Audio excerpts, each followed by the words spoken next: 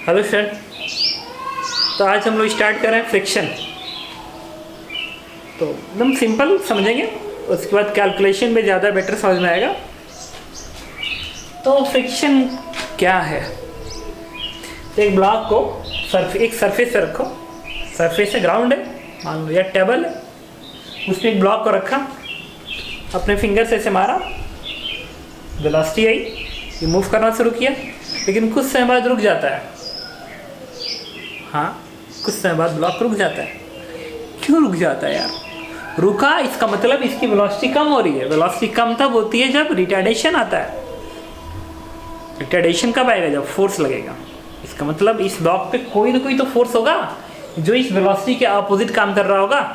तो जो फोर्स इस वेलोसिटी का अपोजिट काम कर रहा होगा, ठीक है, वो फोर्स इसको रोकेगा। तो कहाँ से आया? तो इधर तो वैक्यूम है सपोज करो, तो उधर से तो आया नहीं। तो जब इधर से नहीं आया, इधर से नहीं आया, इधर से नहीं आया, तो और mg डाउनवर्ड होता है, नॉर्मल डायरेक्शन परपेंडिकुलर होता है, तो वेलोसिटी का अपोजिट कोई ना कोई फोर्स चाहिए ना, वो तो वेलोसिटी को कम करेगा। वही क्या है? फ्रिक्शन फोर्स है। तो ये जो ब्लॉक है, इस ब्लॉक के बॉटम सरफेस पे, इस बॉटम सरफेस पे फ्रिक्शन पीछे को रहेगा और इस वेलोसिटी के अपोजिट है, और ये जो फ्रिक्शन आएगा वो इस वेलोसिटी को धीरे धीरे कम करेगा। और कब तक इसको कम करता रहेगा? जब तक इसकी वेलोसिटी जीरो ना हो जाए। और जैसे ही इसकी वेलोसिटी जीरो हो जाएगी, फ्रिक्शन गायब हो जाएगा। तो आपने एक चीज देखा, ये जो फ्रिक्शन है, ये जो सरफेस है ना, इस ब्लॉक का सरफेस, इस सरफेस के पैरेलल है। तो मैं बताता हूँ, किसी भी ब्लॉक पे कि अगर एबीडी बनाते हो, अगर इस ब्लॉक एबीडी बनाते हो, तो बॉटम से एक नॉर्मल डायरेक्शन आएगा और इस सरफेस के पैरेलल एक फ्रिक्शन फोर्स आएगा। पता है, कोई पूछे कि इस ब्लॉक पे कांटेक्ट फोर्स कौन कौन से? कांटेक्ट फोर्स मतलब इस सरफेस के साथ कांटेक्ट ब्लॉक बना रहा है यहाँ पे, तो यहाँ पे जो फोर्स आ रहा है वो एक नॉर्मल डायरेक्शन, एक फ्रिक्शन। तो एन भी कांटेक्ट बेस डेवलप हुआ और फ्रिक्शन भी इस कांटेक्ट बेस डेवलप हुआ। अगर बीच में कांटेक्ट नहीं बना होता तो ये सरफेस पे रगड़ खाता नहीं है, जब रगड़ नहीं खाता तो फ्रिक्शन नहीं आता। मतलब फ्रिक्शन भी कांटेक्ट के बेस आ रहा है, नॉर्मल डायरेक्शन भी कांटेक्ट के बेस आ रहा है। आपको पता है, इन दोनों का रिजल्टेंट कांटेक्ट फोर्स है, नोन एज रिप्रेजेंटेड एफसी से रिप्रेजेंट करते हैं contact force, normal direction, friction force. और आपको मैं बता भी चुका हूँ, अगर याद होगा तो लॉज ऑफ मोशन में, तो आप यहाँ पे लिखेंगे कांटेक्ट फोर्स। तो कांटेक्ट फोर्स के दो टाइप हैं, फर्स्ट नॉर्मल डायरेक्शन जो कि लॉज ऑफ मोशन स्टडी किए हैं, और दूसरा है फ्रिक्शन फोर्स। नॉर्मल डायरेक्शन के एन से रिप्रेजेंट कर रहा हूँ, फ्रिक्शन के मैं एफ आर से रिप्रेजेंट कर रहा हूँ। तो कांटेक्ट फोर्स इन दोनों का रिजल्टेंट है। तो फ्रिक्शन फोर्स वो है जो सरफेस के पैरेलल आएगा, और नॉर्मल डायरेक्शन वो है जो इस सरफेस के परपेंडिकुलर होगा। Let's this angle is theta मान लो। तो यहाँ से tan थीटा की वैल्यू कोई पूछे कितना होगा, तो this is this length upon this length. तो ये लेंथ एफ आर है, ये लेंथ एन है, this is F R upon N. और कोई पूछे कि इस कॉन्टैक्ट फोर्स की वैल्यू कितनी होगी, एफ सी की वैल्यू, तो मैं यहाँ लिख रहा हूँ F C is equal to under root of F C का square is equal to this square plus this square. So this is n square and this is fr. तो fr का square, this is contact force. तो जब भी मैं पूछूंगा contact force की value बताइए, तो जब भी मैं पूछूंगा कांटेक्ट फोर्स बताइए, आप क्या निकालेंगे? नॉर्मल डायरेक्शन, फ्रिक्शन फोर्स, स्क्वायरी करके अंडरूट करिएगा, आपको कांटेक्ट फोर्स मिल जाएगा। और कोई पूछे कांटेक्ट फोर्स नॉर्मल रिएक्शन से कितना एंगल बना रहा है, तो fr upon n always use. तो ये हमेशा यूज होगा, ऑलवेज, चाहे ब्लॉक इंक्लाइन पे हो या हॉरिजॉन्टल सरफेस पे हो, हमेशा यूज होगा। ठीक है, तो फ्रिक्शन फोर्स को मैं डिफाइन कैसे कर रहा हूँ देखिएगा। Actually friction force contact force का ही तो पार्ट है, फ्रिक्शन फोर्स कांटेक्ट फोर्स का ही पार्ट है। तो हम इसको कैसे बोलेंगे? Component of contact force parallel to the surface is known as friction force. Component of contact force perpendicular to surface, perpendicular to this surface, इस सरफेस के perpendicular is known as normal action. देखिए definition of friction, definition of friction, component of contact force parallel to surface is known as friction force, while component of contact force perpendicular to surface is known as normal reaction. इसलिए नीचे के line both normal reaction and friction force are contact force. Third line contact force bracket में friction and normal reaction is electromagnetic force, is electromagnetic force. It is generated due to covalent bonding between molecules of two surfaces which are in contact. मतलब इस block का नीचे का surface और इस ground का surface, ये मेरा हाथ है और ये है, रख दिए. तो इसके मॉलिक्यूल्स और इसके मॉलिक्यूल्स के बीच में एक कोवैलेंट बॉन्ड बनता है, और उस कोवैलेंट बॉन्ड की वजह से इस बीच में क्या डेवलप होता है, नॉर्मल रिएक्शन हो या फ्रिक्शन, दोनों इसी की वजह से बेसिकली डेवलप होता है. तो आप इस चीज़ को ध्यान रखेंगे, ठीक है. ओके, नेक्स्ट पॉइंट लिखिएगा फ्रिक्शन फोर्स के लाइन में. देखिए जब आप इस ब्लॉक को वेलोसिटी देते हो तो ब्लॉक आगे जाता है, तो यहाँ पे जो बॉन्ड बनता है ना, बॉन्ड इसके और इसके बीच में जो बॉन्ड बनता है, इस टेबल के पार्टिकल्स और इसके बीच में जो बॉन्ड बनता है यहाँ पे, वो बॉन्ड ब्रेक होने लगता है, तो रेजिस्ट करता है ब्रेक होने से. जब ब्रेक होने से रेजिस्ट करेगा तो इसके वेलोसिटी के अपोजिट फोर्स लगाएगा और इसको रोकने की कोशिश करेगा. तो लिखिए, when block is moving on a surface,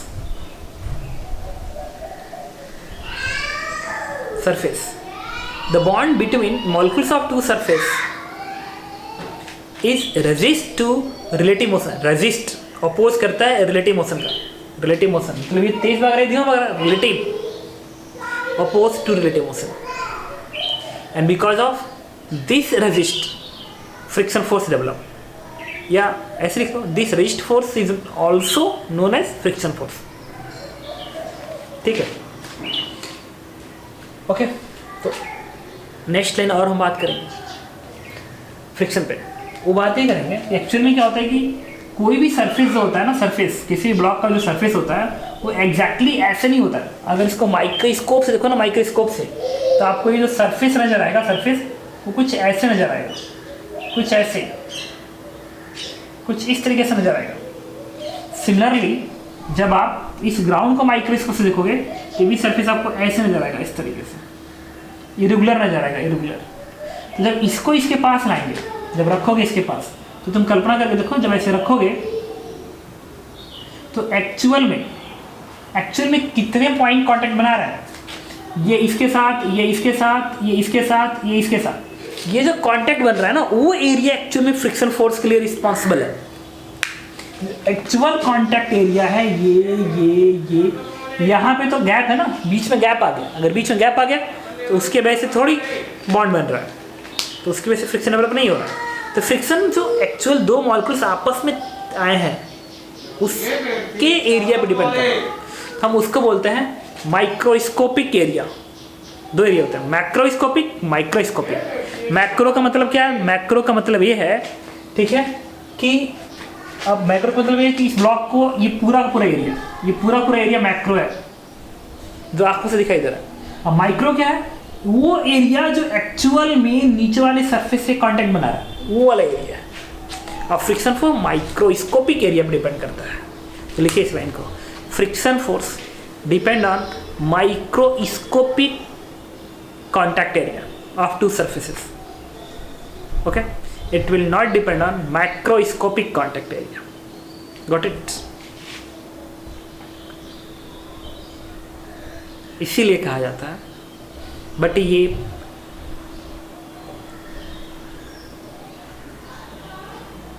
भी मैं बताता हूँ एक बड़ी सी line. But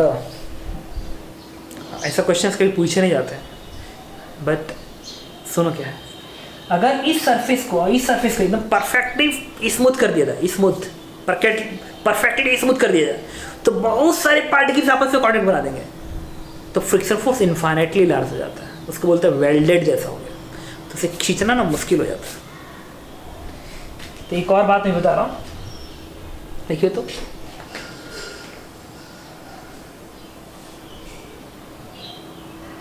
for perfectly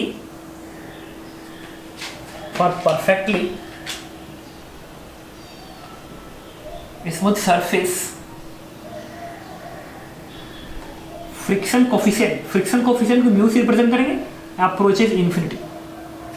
perfectly लिखना जरूर यहाँ पे, परफेक्टली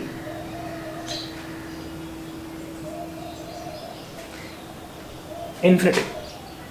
अच्छा एक और चीज, अगर कहीं पे ये लिखता है, कहीं पे सिर्फ ये लिखता है, या फ्रिक्शन लेस सरफेस लिखता है,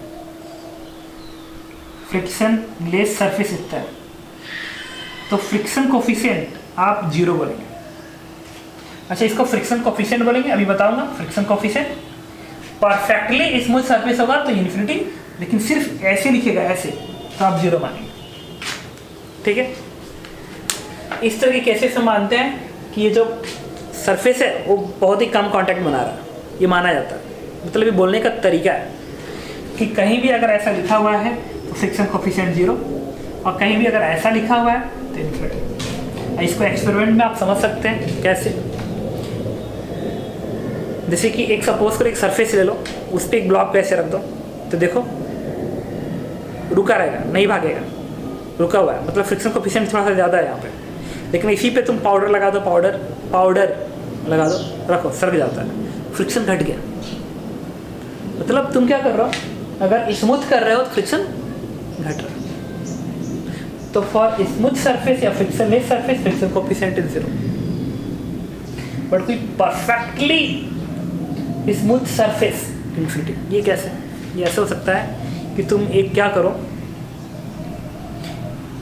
एक ग्लास लो, ग्लास का सरफेस वो रफ थोड़ा कम होता है, ग्लास का सरफेस, और उसके ऊपर एक ग्लास का सरफेस और रख दो, देखना उसको सरकना मुश्किल होता है, तो लगता है चिपक गया, मतलब बहुत ज़्यादा हो गया।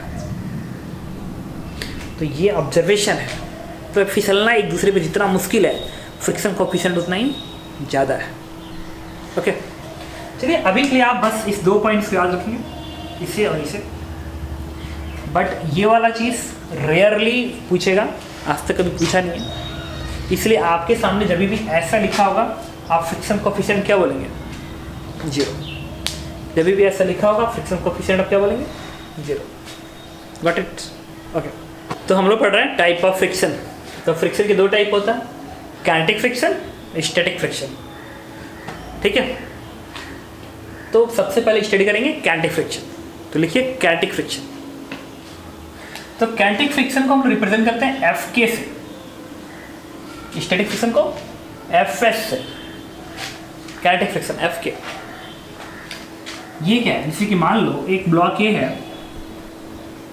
अब काम करो ना, अगली हेडिंग को यहाँ पे काइनेटिक फ्रिक्शन, काइनेटिक फ्रिक्शन, इसकी स्टडी करते हैं और इसके क्वेश्चन करते हैं। मान लो एक ब्लॉक ये है, अगर आपने इस ब्लॉक को वेलोसिटी v1 दिया,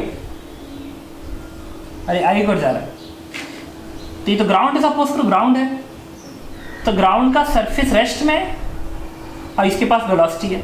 इसका मतलब इस सरफेस और इस सरफेस की वेलोसिटी अलग अलग है। मतलब 2 सरफेस जो आपस में कांटेक्ट बनाए, अगर उन दोनों सरफेस की वेलोसिटी अलग अलग है,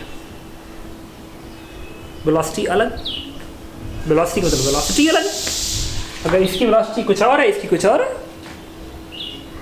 तो काइनेटिक फ्रिक्शन अराइज होता है। अगर दोनों रफ सरफेस है, रफ मतलब ये सर ग्राउंड और इस ब्लॉक का नीचे का सरफेस दोनों अगर रफ है तो फ्रिक्शन फोर्स अराइज होगा। स्टेटमेंट जहाँ लिखा होगा रफ सरफेस, मतलब बीच में फ्रिक्शन फोर्स आएगा। कब आएगा? जब इसमें रिलेटिव मोशन होगा, मतलब दोनों की वेलोसिटी इक्वल नहीं होगी। अगर इस ब्लॉक और इस ब्लॉक की वेलोसिटी, इस ब्लॉक और ग्राउंड या नीचे का कोई अगर ब्लॉक होता, जैसे मान लो एक ब्लॉक ये है और यहाँ भी एक ब्लॉक है, नीचे ग्राउंड है, इसकी वेलोसिटी v1 है, इसकी v2 है। तो अगर इस ब्लॉक का ये सरफेस और इस ब्लॉक का ये सरफेस, क्या दोनों की वेलोसिटी अलग अलग है? हाँ, इस सरफेस की वेलोसिटी v2 है और इस सरफेस की वेलोसिटी v1 है। तो अगर वेलोसिटी अलग अलग है तो इस वेलोसिटी को सेम करने के लिए जो फ्रिक्शन फोर्स अराइज होता है उसी को बोलते हैं काइनेटिक फ्रिक्शन। अभी के लिए बड़ा इंपॉर्टेंट यूज कर रहा हूँ कि अगर दो सरफेसेस दो आपस में कांटेक्ट बना रहे हैं, अगर उनकी वेलोसिटी अलग अलग है तो उस वेलोसिटी को इक्वल करने के लिए जो फ्रिक्शन अराइज होता है, this is known as kinetic friction. ठीक है, और जो भी काइनेटिक फ्रिक्शन आएगा उसका डायरेक्शन जिसकी वेलोसिटी ज़्यादा होगी उसके अपोजिट होगा और जिसका कम होगा उसके डायरेक्शन में होगा। जैसे मान लो v1 की वैल्यू है 10 और v2 की वैल्यू सपोज करो 5, इसकी वेलोसिटी से ज़्यादा है तो इस वेलोसिटी को कम करने के लिए फ्रिक्शन यहाँ पे पीछे को रहेगा और इस सरफेस पे चूंकि एक्सेलरेशन पेयर है, इस पे अगर पीछे तो इस पे आगे, तो इस नीचे वाले ब्लॉक पे फ्रिक्शन आगे को काम करेगा और ये फ्रिक्शन क्या करेगा, इस ब्लॉक की वेलोसिटी को बढ़ाएगा और इसकी वेलोसिटी को कम करेगा ताकि दोनों की वेलोसिटी इक्वल हो सके। लिखिए स्टेटमेंट काइनेटिक फ्रिक्शन के अंदर, when two surfaces which are in contact has a different velocity, underline a different velocity, then to make these velocity equal, kinetic friction arise between both surfaces. लिख लिया? Second point, direction of kinetic friction is opposite of higher velocity surface while is in same direction of low velocity surface. Magnitude आपस में equal होंगे, direction opposite हो जाएगा। क्यों? Acceleration pair. तो चलिए सबसे पहले हम लोग डायरेक्शन की बात कर लें, काइनेटिक फ्रिक्शन के डायरेक्शन की ब्लॉक पे दिखाएंगे। एक सिंपल एग्जांपल्स मैं लेता हूँ। मान लो ग्राउंड है, इस पर एक ब्लॉक रखा हो इस तरीके से, इसकी वेलोसिटी 10 मीटर पर सेकेंड है, इसकी 5 मीटर पर सेकेंड है। तो ब्लॉक 1 ब्लॉक 2 दोनों की एबीडी बनाएंगे। ऐसी एक और एग्जांपल ले लें इस तरीके से। मान लो एक ब्लॉक ऐसे है, एक ब्लॉक ऐसे, इसकी वेलोसिटी इधर है 5 मीटर पर सेकेंड और इसकी वेलोसिटी इधर है 5 metre per second. Block 1 block 2। ऐसे ही थर्ड एग्जांपल में इधर लिखने का जगह है तो थर्ड एग्जांपल मान लो ऐसा होता कि स्फीयर है ग्राउंड पे और ये सिर्फ एंगुलर वेलोसिटी से ऐसे ऐसे घूम रहा है, ऐसे एंगुलर वेलोसिटी ओमेगा से घूम रहा है। मतलब ग्राउंड पे किसी ने ऐसे चक्री को ऐसे घुमा के, एक चक्री थी व्हील, ऐसे घुमा के ग्राउंड पर रख दिया, ग्राउंड पर रख दिया, ऐसे घुमा के ग्राउंड पर रख दिया। अब डायरेक्शन चाहिए तो वेलोसिटी से पता चलेगी। अच्छा, इस ब्लॉक और इस ब्लॉक के बीच में एक कांटेक्ट यहाँ पे, तो यहाँ भी फ्रिक्शन आएगा। इस ब्लॉक और इस ग्राउंड के बीच में एक कांटेक्ट यहाँ पे, तो यहाँ भी फ्रिक्शन आएगा क्योंकि दोनों ही सरफेस रफ है। अगर मैं कहता फ्रिक्शन लेस है या स्मूथ सरफेस है तो फ्रिक्शन नहीं आता। ब्लॉक 1 की एबीडी में कोई पूछे कि फ्रिक्शन का डायरेक्शन चाहिए, सिर्फ फ्रिक्शन का, तो ये 10 और ये 5, तो ये ज़्यादा है ना, अगर ज़्यादा है तो इस पर फ्रिक्शन पीछे। ब्लॉक 2 की एबीडी में तो चूंकि ब्लॉक 1 के नीचे वाले सरफेस से फ्रिक्शन इधर काम कर रहा है तो ब्लॉक 2 के ऊपर वाले सरफेस से फ्रिक्शन आगे काम करेगा। अगर इस पे पीछे तो इस पे आगे, एक्सेलरेशन पे आ रहा है, मैग्नीट्यूड इक्वल आएगा ग्राउंड पे। अच्छा, इसमें इसकी 5 है और ग्राउंड की 0 होती है, इसका मतलब 5 इस 0 से ज़्यादा है। इसका मतलब 2 kg वाले ब्लॉक पे नीचे वाले सरफेस से फ्रिक्शन पीछे आएगा, F2 पीछे आएगा।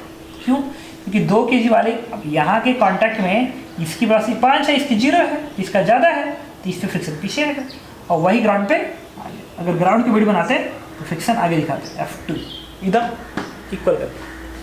सिमिलरली यहाँ बात करते हैं, ये 5 ये 5, तो 1 की वीडियो बनाओगे ना, ये तो वैसे भी इधर है तो डायरेक्शन है अपोजिट है। तो इसमें क्या है,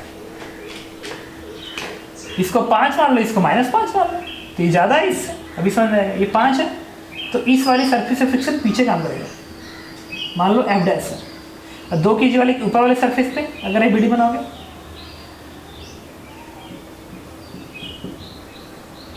F डैश आगे काम करेगा।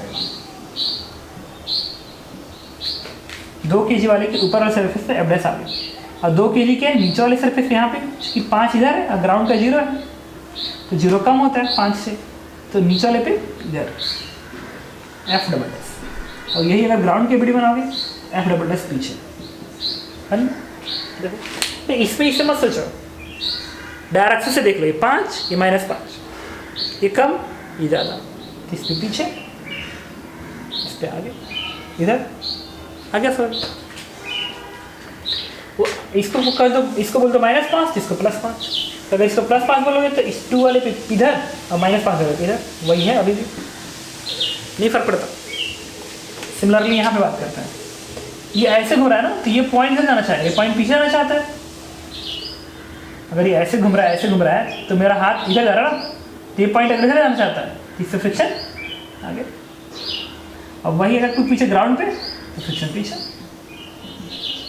ओके, वैसे भी समझ में आ रहा है, अगर ऐसे घूम रहा है, ऐसे घूम रहा है, तो ये पॉइंट इधर, इसकी वेलोसिटी इधर, तो फ्रिक्शन उधर, और इसका 0 पे। ठीक है, तो मैंने आपको काइनेटिक फ्रिक्शन के डायरेक्शन को समझाया। तो अब हम लोग बात करें काइनेटिक फ्रिक्शन के मैग्नीट्यूड का। तो देखिए, अगर इस ब्लॉक को आपने इधर प्रोजेक्ट कर लिया, तो यहाँ से आएगा नॉर्मल रिएक्शन आएगा, और फ्रिक्शन आएगा पीछे का Fk। हम पाते हैं कि जो Fk की वैल्यू होती है वो इस नॉर्मल रिएक्शन के प्रोपोर्शनल होती है। सही बात है। अब एक ब्लॉक है, कल्पना करो भी समझ में, एक ब्लॉक है, अर्थ पे रखो, छत है ना घर पे बना हुआ, छत पे रखो ब्लॉक, आगे को फेंक दो, तो जब ब्लॉक ऐसे भागेगा, मान लो 1 मीटर की दूरी पे जाकर रुका, अब क्या करो, उसी ब्लॉक को उसी स्पीड से फेंको, लेकिन ऊपर से मारते रहो, ऐसे देखो जल्दी रुक जाएगा। ऐसे मारने से क्या हुआ, कांटेक्ट का नॉर्मल रिएक्शन बढ़ गया। तो जब ऐसे तुम इसको थ्रस्ट मारोगे, इधर से n बढ़ जाएगा, n बढ़ा जल्दी रुक गया। अरे रुका क्यों जल्दी, कंफर्म है कि ये बढ़ा होगा तभी तो वेलोसिटी 0 कर दिया जल्दी। इसका मतलब कहीं ना कहीं जो काइनेटिक फ्रिक्शन है वो नॉर्मल रिएक्शन के प्रोपोर्शनल है, डायरेक्टली प्रोपोर्शनल होता है। नाउ प्रोपोर्शनलिटी हटा दो, तो बनता है mu K into L. Repeat कर रहा हूँ, a very important property, always use. जब भी कोई क्या है काइनेटिक फ्रिक्शन, तो value is mu K N, and it is always constant. और अगर एन नहीं चेंज हो रहा है तो हमेशा कांस्टेंट रहेगा। तो काइनेटिक फ्रिक्शन की वैल्यू म्यू के एन लिख लेना। If N is constant, if N and भाई सरफेस पे म्यू के ही बदल देता, if N and mu K is are constant होगा ना, are constant, then kinetic friction will be constant। इस चीज को ध्यान रखना। जब भी मैं कहूँगा kinetic friction, value is mu k n, where mu k is coefficient of kinetic friction, mu k is coefficient of kinetic friction, n is normal reaction at that surface at which kinetic friction is mu k। याद रखो, ठीक है। अब चलिए कुछ example show करता हूँ, उसमें आपको वैल्यू कैलकुलेशन दिखा देता हूँ, ठीक है। देखिए पर्टिकुलर डायग्राम है, और इन डायग्राम में हमें नॉर्मल रिएक्शन निकालना है, क्योंकि जैसे नॉर्मल रिएक्शन मिलेगा तो काइनेटिक फ्रिक्शन की वैल्यू कितनी आएगी, तो म्यू के इंटू एन, आगे एन इंपॉर्टेंट है, म्यू के तो हर कॉन्टेक्ट का दिया गया होगा। इस एग्जाम्पल में देखते हैं कि पूछे कि इस सरफेस का यहाँ का एन कितना आएगा, यहाँ का एन क्या आएगा। तो अगर ये ग्राउंड है, ऐसे पड़ा हुआ ब्लॉक, इसका एन होता है mg के बराबर। कैसे, एबीडी बना लो, एम से नीचे दिखाओगे, एन ऊपर दिखाओगे, तो क्या ब्लॉक इधर भाग रहा है, नहीं, तो n माइनस mg बराबर 0, आ गया n बराबर mg। ब्लॉक की एबीडी बनाओ, जब नहीं समझ आ रहा तो एबीडी बना दो, n निकल जाएगा। जैसे इस ब्लॉक की एबीडी बनाओगे, क्या दिखाते हैं, n ऊपर दिखाते हैं और mg नीचे दिखाते हैं। इस ब्लॉक पे नेट n माइनस mg बराबर 0, तो n बराबर mg आ गया, हो गया। कोई पूछे कि इस सरफेस पे अगर मान लो इसकी वेलोसिटी भी ऐसे दे दिया, इस सरफेस का फ्रिक्शन कितना होगा, kinetic friction, it is mu K into N always होता है, तो म्यू के इंटू एम जी। अच्छा, कभी कभी ना डिफ़ॉल्ट केस में अगर नहीं दिया गया होता, ये नहीं लिखता है कि coefficient of kinetic friction is this 0.2 या 0.3 या 1 2 4। अच्छा, रिपीट कर रहा हूँ, कोफिशिएंट की बात करते हैं।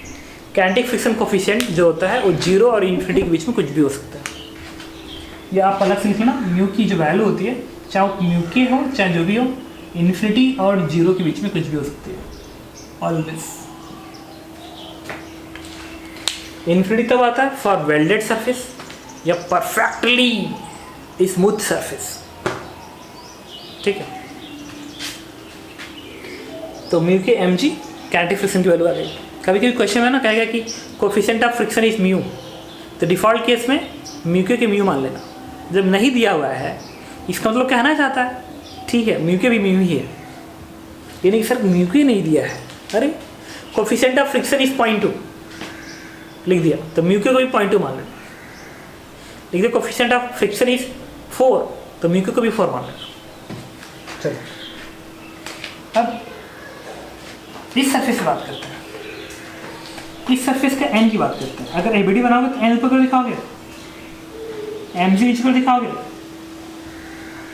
कि पूछे एन की वैल्यू कितनी आएगी, तो वाई में नेट 4 0 कर दो, तो एन ऊपर कर प्लस एफ नीचे एम जी नीचे, तो minus F minus M G equal to 0। तो एन क्या आ गया, it is F plus M G. आगे यहाँ का नाम रिएक्शन, कोई पूछे यहाँ का फ्रिक्शन बताइए, यहाँ का फ्रिक्शन,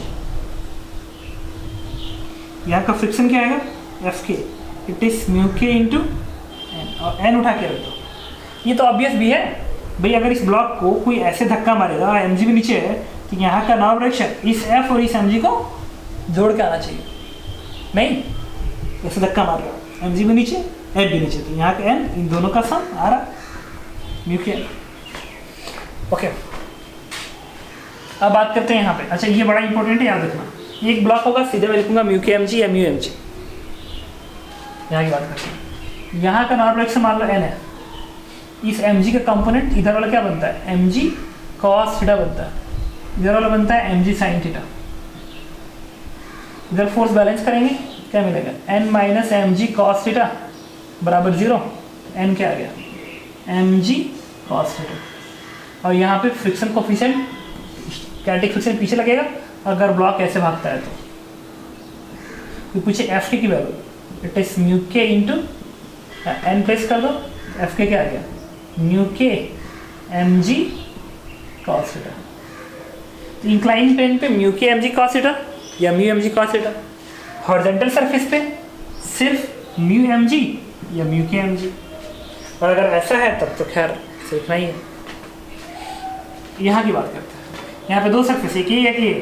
अच्छा, इस सरफेस का जो एन क्या सीधा फ्रिक्शन लिखते हैं, फ्रिक्शन F1 लिख लेंगे, ये बनेगा म्यू 1 M1 G, क्योंकि ऊपर अगर एबीडी बनाओगे ना यहाँ पे, यहाँ इस सरफेस की, तो एन ऊपर M1 G नीचे। लेकिन कोई पूछे इस सरफेस की बताइए, तो यहाँ का जो फ्रिक्शन आना चाहिए, अगर ये भाग रहा है इधर, ये भाग रहा है इधर,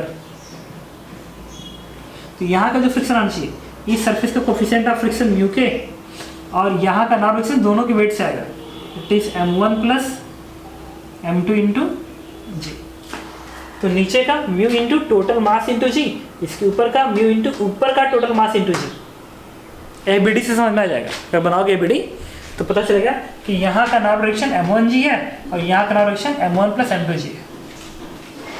बना के देखना एबीडी आज। अब बात करेंगे इसका, और ये भी बड़ा इंपॉर्टेंट है, रिपीट कर रहा हूँ, this is again very important, very important, very important.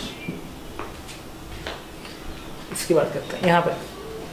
यहाँ पे जब एबीडी बनाओगे ना, तो एन ऊपर दिखाओगे, एम से नीचे दिखाओगे।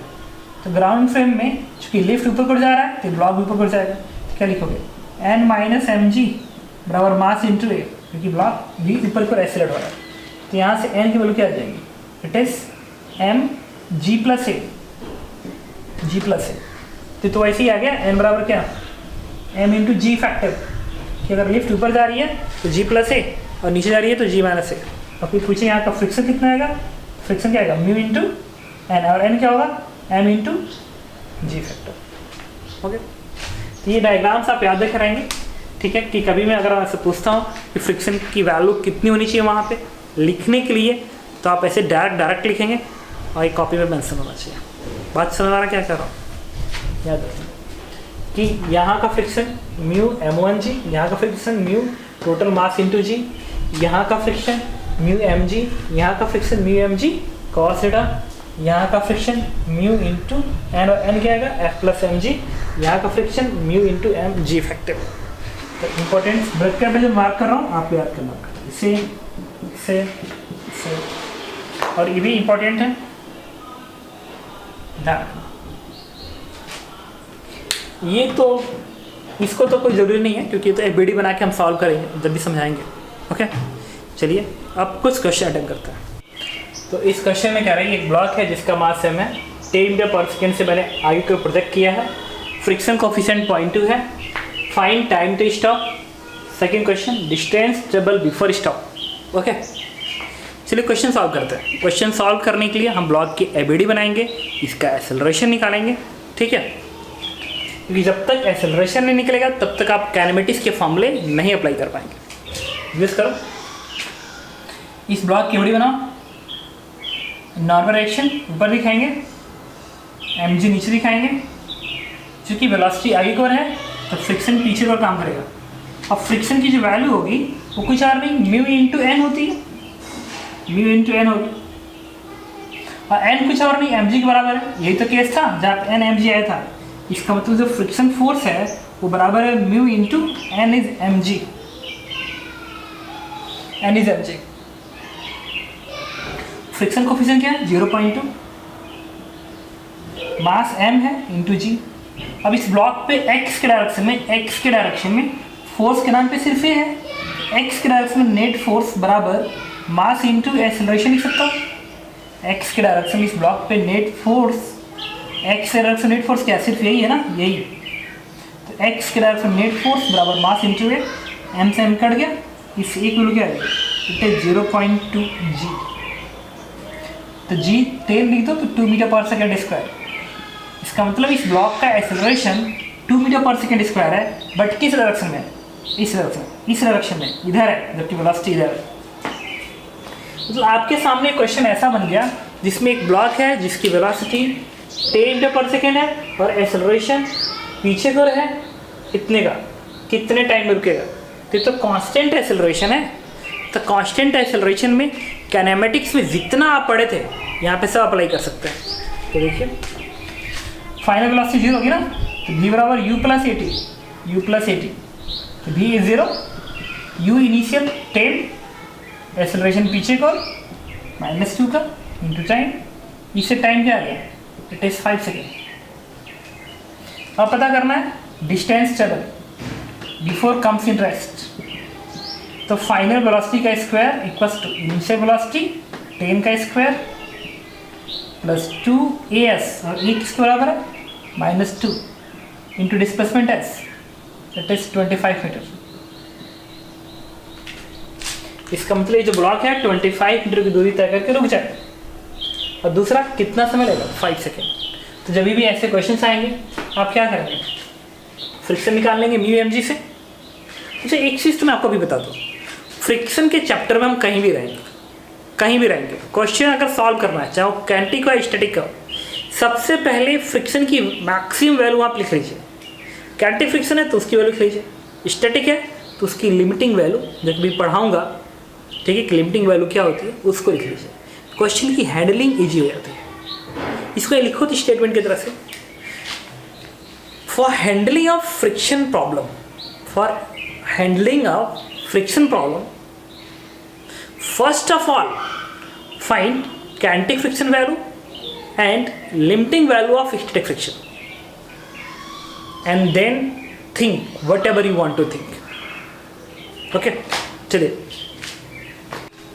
तो हम लोग सेकेंड क्वेश्चन कर रहे हैं। एक इंक्लाइन प्लेन है, इंक्लिनेशन एंगल 53 डिग्री है, यहाँ का फ्रिक्शन कोफिशिएंट 0.5 है। एक ब्लॉक को 10 मीटर पर सेकेंड से मैंने ऐसे प्रोजेक्ट कर दिया, ब्लॉक ऊपर जाएगा, वेलोसिटी 0 होगी, फिर वापस लौट के यहाँ पे आएगा, नीचे भी जाएगा। बट मैं चाहता हूँ टाइम ऑफ एसेंट, मतलब यहाँ से ऊपर जाने में कितना समय लगेगा, टाइम ऑफ डिसेंट यहाँ से फिर ओरिजिनल पोजीशन तक आने में कितना समय लगेगा? Distance travel in upward journey, ऊपर जाते समय कितना दूरी तय करेगा। ओके, तो क्वेश्चन अटेम्प्ट करें। देखिए सबसे पहले अपवर्ड जर्नी सॉल्व करेंगे। याद करो एयर रेजिस्टेंस वाला प्रॉब्लम जो मैं करा रहा था उसमें इसका नाम लिया था एयर रेजिस्टेंस। पत्थर के ऊपर फेंकते हैं फिर नीचे, तो एयर रेजिस्टेंस याद आ रहा है कि पार्टिकल ऊपर गया फिर टाइम निकाला था, फिर नीचे आने का टाइम निकाला था, फिर रेशियो भी पूछा था। इसको भी लिख लीजिए, ratio of time of ascent to time of descent, बड़ा इंपॉर्टेंट है। देखिए सॉल्व करता है अपवर्ड जर्नी अलग से। तो जब ब्लॉक ऊपर की ओर जा रहा होगा, जब ये ब्लॉक ऊपर की ओर जा रहा होगा ऊपर की ओर, तो एबीडी बनाएंगे। इधर क्या काम करेगा? एम जी साइन थीटा। अगर ये ब्लॉक ऊपर की ओर जा रहा है तो एम जी साइन थीटा नीचे काम करेगा, और यहाँ पे जो फ्रिक्शन होगा वो पीछे की ओर काम करेगा। कितने का फ्रिक्शन होगा? तो mu M G cos theta का होगा। याद आ रहा है? इंक्लाइन प्लेन पे दिखाया था ना अभी भी, mu M G cos theta, mu के M G cos theta. Default case में म्यू के म्यू मान लिया जाता है, तो म्यू 0.5 है तो म्यू को भी 0.5 मान लो। तो M G sine theta incline source के पैरेलल, और यहाँ का फ्रिक्शन आएगा पीछे को, क्योंकि जब ब्लॉक ऊपर को जाएगा तो फ्रिक्शन नीचे काम करेगा, और एम जी साइन थीटा तो हमेशा नीचे काम करेगा। ब्लॉक यहाँ पे तो एम जी साइन थीटा इधर, जब ब्लॉक ऊपर जाएगा तो उसके वेलोसिटी के अपोजिट फ्रिक्शन। ओके, तो अब वेलोसिटी कितनी है? 10 मीटर पर सेकेंड की। अब इस ब्लॉक की एबीडी में एक्सेलरेशन लिखेंगे। तो जो एक्सेलरेशन आएगा नेट फोर्स और मास इनटू एक्सेलरेशन, तो नेट फोर्स क्या आएगा? एम जी साइन थीटा प्लस यहाँ का फोर्स आएगा mu M G cos theta equals to total mass into a. यहाँ से एक वैल्यू क्या आ गई? G sine theta plus mu ji cos theta.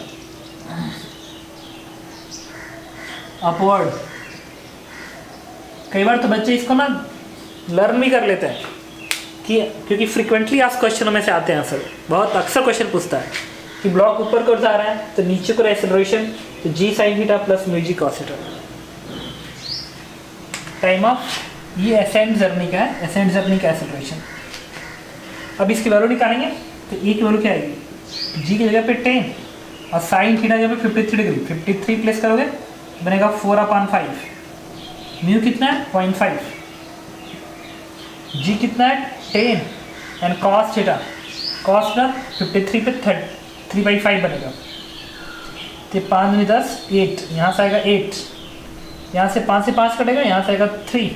Now this value is 11 metre per second square, acceleration आ गया। तो टाइम ऑफ एसेंट नीचे हटाता हूँ।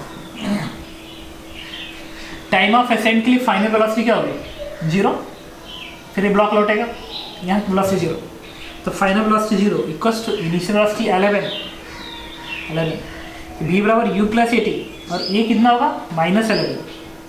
वेलोसिटी 10 है ना, -11 into time of accent, v बराबर u प्लस 80, और एक्सेलरेशन पीछे का होगा ना।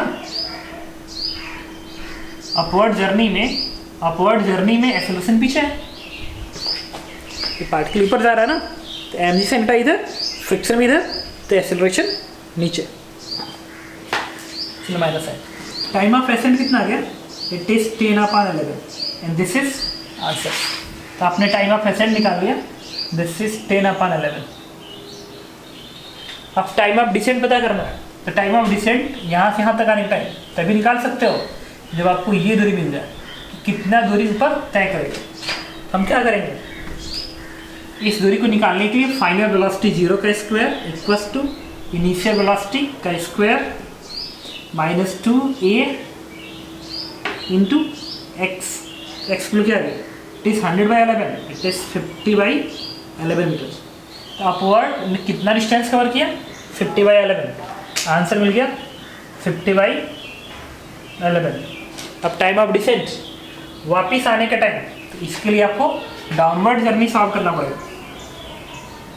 यहाँ मैं लिख रहा हूँ डाउनवर्ड।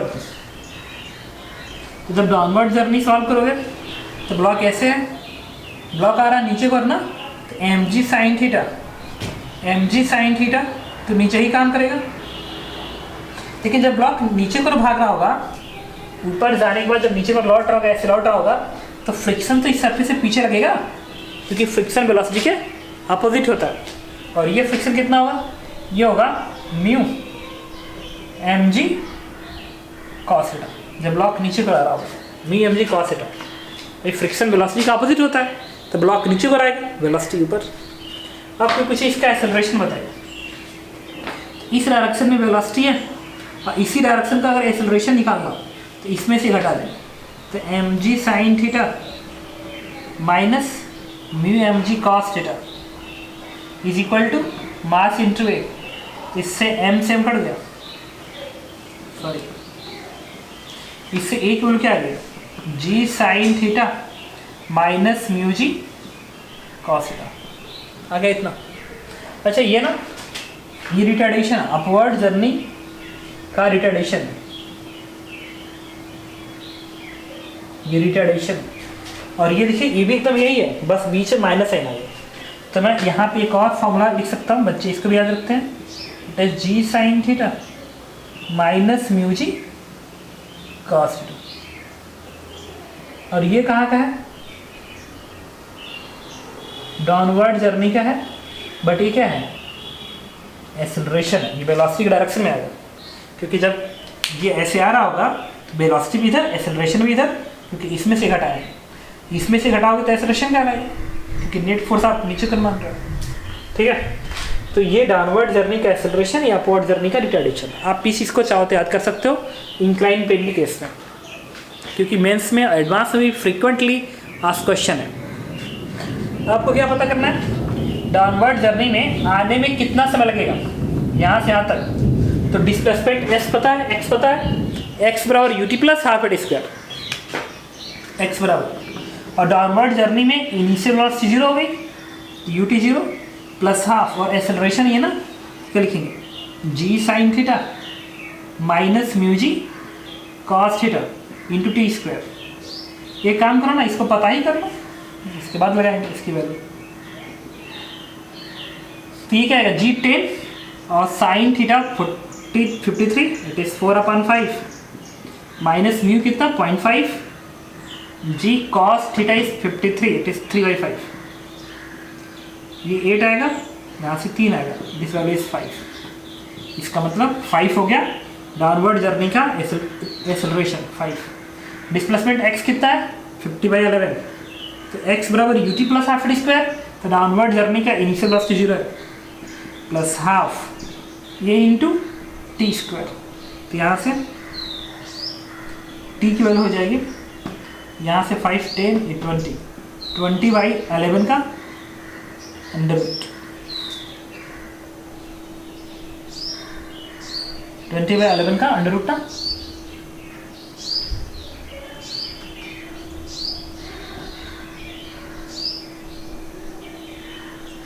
वन 10, 20/11, ठीक है।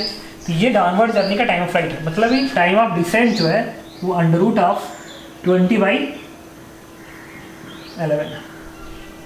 ये आपने कैलकुलेट कर लिया। इसके बाद पूछा गया था रेशियो बताइए। रेशियो ये है कि time of ascent upon time of descent, तो इसको इससे डिवाइड कर दीजिए। तो time of ascent to time of descent की वैल्यू आएगी, दिस वन इज 10/11 और वहाँ से है अंडर रूट 20 नीचे बाई 11 ऊपर जाएगा जब इसको डिवाइड करेंगे। तो इससे ये वैल्यू कितनी आएगी, इसको अंदर भेज दें तो बनेगा 100 इंटू 11, यहाँ से 11 का स्क्वायर इंटू 20, ये 11 कैंसिल आउट हो जाएगा, ये 20, 25, 100, 5/11 का रूट बनेगा। तो आंसर इज रूट 5/11। तो time of descent to time of ascent आपने निकाल लिया। अच्छा, आपने एक चीज़ देखा है, इस फॉर्मूले में खास बात समझ आ रही है इस आंसर में कि time of ascent time of descent से कम होगा। ये 5/11 है ना, इसका मतलब रुकेगा जल्दी और आएगा धीरे धीरे धीरे धीरे। और यही चीज़ मैंने एयर रेजिस्टेंस से ही बताया था आपको। इसमें भी क्या होगा ना, जब किसी ब्लॉक को तुम ऐसे फेंकोगे तो जल्दी रुक जाएगा और आएगा धीरे धीरे धीरे धीरे धीरे। आपने कैलकुलेट कर लिया। अब देखिए, याद करिए क्या होता है, कभी इतना पार्ट सॉल्व करके मैंने आंसर ही निकाला। कभी क्वेश्चन पूछता है, डायरेक्ट ही पूछता है कि टाइम ऑफ एसेंट और टाइम ऑफ डिसेंट का रेशियो बताइए। तुरंत पूछेगा find ratio of time of ascent to time of descent. आप जल्दी आंसर निकाल सकते हो। कैसे भाई, जो अपवर्ड जर्नी था, अपवर्ड जर्नी का जो एक्सेलरेशन आया था वो 11 आया था, और डाउनवर्ड जर्नी का एक्सेलरेशन क्या था 5। अच्छा, अपवर्ड जर्नी में क्या फाइनल वेलोसिटी 0 है? तो हम पढ़े हैं ना कि अगर फाइनल इनिशियल में कोई एक 0 है तो टाइम होता है √2h/a। ये एक्सेलरेशन का मैग्नीट्यूड होता है उस डायरेक्शन में जिधर h है। तो अगर डिस्प्लेसमेंट इधर दे रहा हो इस डायरेक्शन में, तो इस डायरेक्शन का एक्सेलरेशन लिखेंगे टाइम ऑफ एसेंट बराबर √2x/2x/, इस डायरेक्शन का एक्सेलरेशन। इस अपवर्ड जर्नी है तो अपवर्ड जर्नी का एक्सेलरेशन क्या है 11, मिल गया। उसी तरीके से टाइम ऑफ डिसेंट √2x, क्योंकि लौटते समय इनिशियल वेलोसिटी 0 है तभी भी फॉर्मूला लग सकता है, अपान इस डायरेक्शन का एक्सेलरेशन, और इस डायरेक्शन का एक्सेलरेशन 5 है, इसकी से डिवाइड कर दीजिए। तो time of ascent to time of descent का रेशियो मिल जाएगा आपका, इसको इससे 2x कट गया 5/11, और वही आंसर है। इसका मतलब सिर्फ ये और ये पता होता तो आपको टाइम ऑफ एसेंट और टाइम ऑफ डिसेंट का रेशियो मिल जाएगा। ठीक है, और एक बात समझ में आ गई है, अगर किसी ब्लॉक का आप ऊपर फेंकते हो तो जाने में टाइम कम लगेगा बट आने में ज़्यादा लगता है। Got it? इसको भी ध्यान रखना, ये भी क्वेश्चन आ चुका है उसमें कि जाने में टाइम ज़्यादा लगता है कि आने में, तो रुकेगा जल्दी, आएगा स्लो तो टाइम लग जाएगा। चलिए कुछ और क्वेश्चन करते हैं। देखिए, इसमें एक ब्लॉक को आपने ऊपर को प्रोजेक्ट किया है तो ब्लॉक ऊपर जाएगा फिर नीचे आएगा। कह रहा है कि अगर इंक्लिनेशन एंगल 37 डिग्री है, if ratio of time of ascent to time of descent is 1/2, then find friction coefficient. तो ब्लॉक को ऊपर जाने में और ब्लॉक को नीचे आने में, ठीक है, अगर दोनों का टाइम का रेशियो ये है तो बताइए इस सरफेस का फ्रिक्शन कोफिशिएंट म्यू कितना होगा। ओके, तो चलिए अटेम्प्ट करते हैं। सबसे पहले अपवर्ड जर्नी का जो एक्सेलरेशन होता है वो कितना होता है? It is g sin theta minus μg cos theta. याद करो, लिखा था अपवर्ड जर्नी में। और डाउनवर्ड जर्नी में ये क्या होता है? नहीं, अपवर्ड में प्लस आता है और डाउनवर्ड में g sin theta minus μg cos theta आता है। अभी तो लिखवाया था। तो अपवर्ड जर्नी का जो टाइम होगा, टाइम ऑफ एसेंट, वो क्या होगा √2, अगर ये दूरी x है तो √2x/a1, और डाउनवर्ड जर्नी में क्या होगा √2x/a2, दोनों को डिवाइड कर दीजिए। इससे TA/TD की वैल्यू आएगी, दिस वन इज √, इसको इससे डिवाइड करेंगे तो बनेगा A2/A1, और TA/TD वैल्यू क्या है 1/2 है, यहाँ पे 1/2 रख दीजिए। स्क्वायरिंग कर दें, यहाँ से क्या आएगा 4A2 = A1, स्क्वायरिंग किया तो अब A1 की वैल्यू यहाँ रखिए, A2 की वैल्यू यहाँ रखिए। अब मैं इसे हटाता हूँ, देखिए तो 4A2 कितना है g sin theta minus μg cos theta, और A1 किसके बराबर है? It is g sin theta plus μg cos theta. अब क्या करो, ये 4g का टर्म, ये g का टर्म, इसको इधर भेजो तो बनेगा 3g sin थीटा, ये -4 बनेगा, ये प्लस है इधर भेज दो तो बनेगा 5 μg cos theta.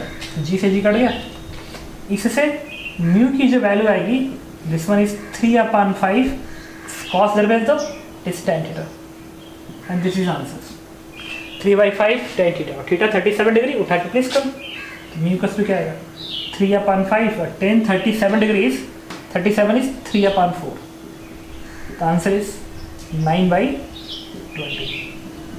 Got it? तो ऐसे क्वेश्चन आएंगे काइनेटिक फ्रिक्शन में, तो आप अटेम्प्ट करिएगा। कुछ नहीं करना है हमें, इसमें क्या करना है, फ्रिक्शन फोर्स वैल्यू लिखेंगे, एक्सेलरेशन लिखेंगे, सॉल्व करेंगे, आंसर आएगा। Got it?